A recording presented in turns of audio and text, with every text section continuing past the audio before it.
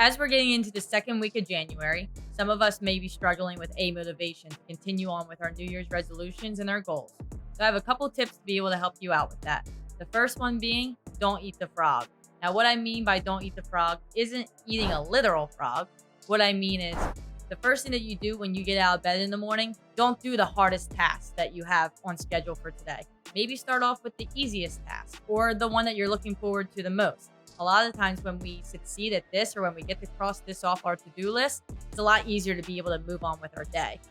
The next thing is make sure that you talk about what it is that you're losing motivation in. A lot of times we don't realize that the people we surround ourselves with are also lacking motivation, especially around this time of the year. So make sure you get vulnerable and make sure that you open up and normalize conversation about a motivation. Thirdly, remind yourself of your why. So why did you set these goals, or why are you here in the first place? What is your purpose? What is your intention? And be able to constantly remind yourself of what that why is in order to keep yourself going. The last and fourth and final piece of advice that I have for you, if you're struggling with a motivation, is going to be to make sure that you are building habits. Now, what I mean by building habits could be a daily habit or it could be a weekly habit.